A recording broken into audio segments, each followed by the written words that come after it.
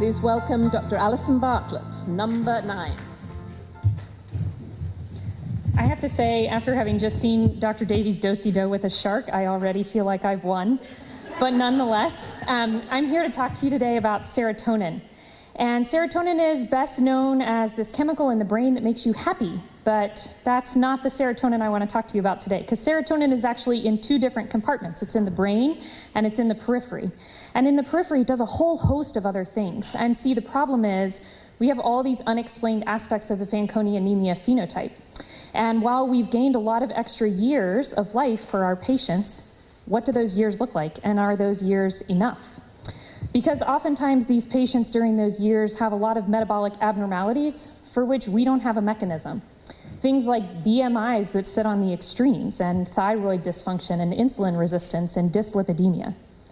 And furthermore, a really markedly increased risk of squamous cell carcinoma. And so we have all these questions, but not a lot of answers. And in diving into the literature, a common theme emerges. Because serotonin regulates insulin secretion, and it's related to human obesity. And if you believe it, it regulates some of your thyroid function. And it's involved in gluconeogenesis and overall metabolic homeostasis. Interesting.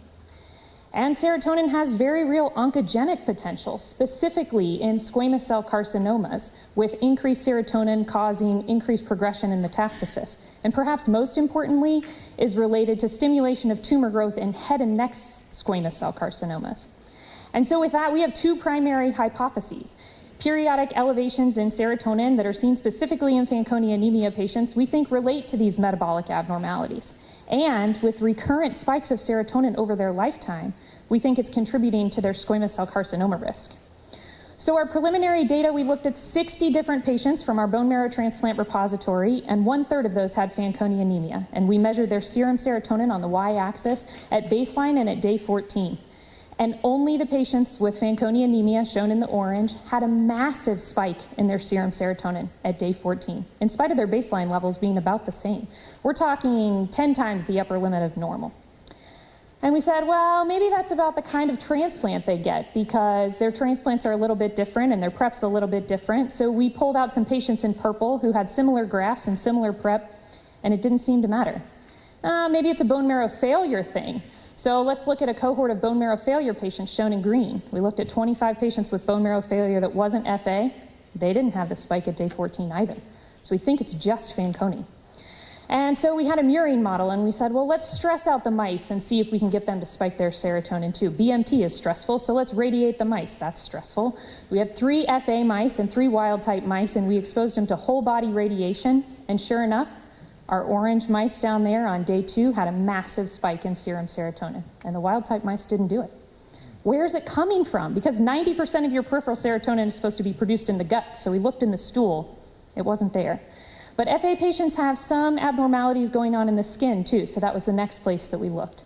And we took 6 patient skin biopsies, 3 from patients with FA and 3 from patients who did not have FA, and we stained it for serotonin. And the 3 patients with FA across the top, all of those brown dots are serotonin being produced in the skin.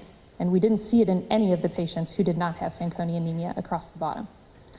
And so that makes a pretty good argument. Skin can make serotonin intrinsically, and we're only seeing it in patients who have Fanconi anemia. So where do we go from here? Because these elevations in serotonin are previously undescribed. And there are currently available FDA-licensed, fairly benign drugs which target serotonin and its receptors, which means maybe we could actually do something about it. We could do something about the metabolic abnormalities. Maybe we could stabilize weight gain in this population and reduce their overall risk of squamous cell carcinoma. Our goal, with your help and FARF Tank, would be to form the basis of a future clinical intervention study.